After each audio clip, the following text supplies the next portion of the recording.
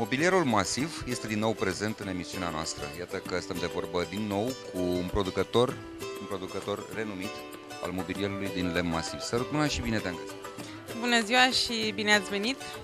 Când spunem mobilier din lemn masiv, cu mare drag venim la tine pentru că avem un mobilier integral din lemn masiv. Da, noi anul ăsta am hotărât să participăm la târg cu mobilier din frasin, integral din frasin. Tot ce am pregătit ca și game de mobilier, ca și dormitor, mese, bucătărie, birou, totul este făcut din lemn masiv și din frasin, ca și esență. Am venit cu o colaborare cu prietenii noștri, importatori și producători de perdele, cuverturi, țesături, pentru că este nevoie de o amenajare caldă în casă și se potrivește foarte bine cu mobilierul nostru din lemn masiv, care îți dă un aer cald, pentru că este tot timpul viu, lemnul se simte că are o istorie, că are ceva, un suflet. Trece timpul, crește valoarea lui. Trece timpul, crește valoarea lui, rezistă foarte mult timp. Avem clienți care după aproape 10-15 ani ne spun că sunt mulțumiți de mobilierul nostru. Avem clienți care s-au mutat din țară și care și-au dorit să-și ia mobilierul nostru cu ei. Le-am făcut evident mici retușuri pentru că prin transport, prin demontat, remontat, pot să apară probleme, dar lemnul masiv îți permite să-l retușezi, să-l corectezi, să-i schimbi culoarea.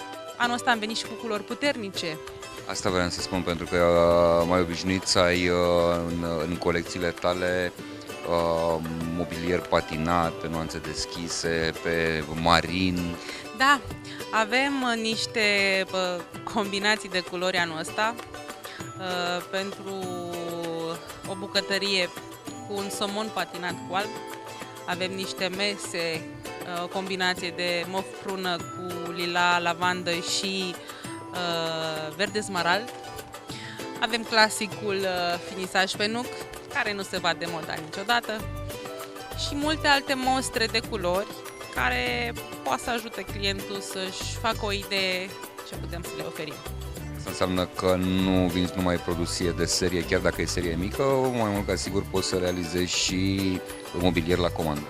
Da, în ultimii ani noi ne-am specializat pe mobilierul la comandă, avem serii pentru export, serii mici, serii mari, putem foarte bine să ne adaptăm și să oferim cât de multe servicii putem clientului.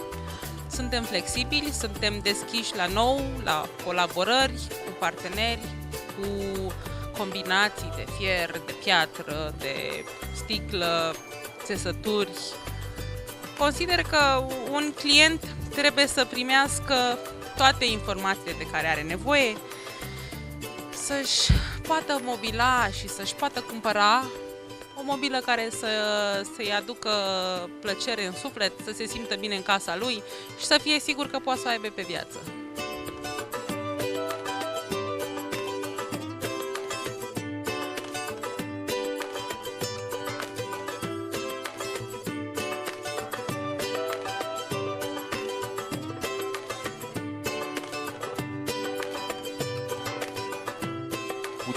Puțin din tainele mobilierului din lemn masiv. Cu siguranță îmi doresc să revin în fabrica voastră, pentru că am rămas impresionat de cât de ordonat stătea lemnul, așteptându-și fiecare prelucrare.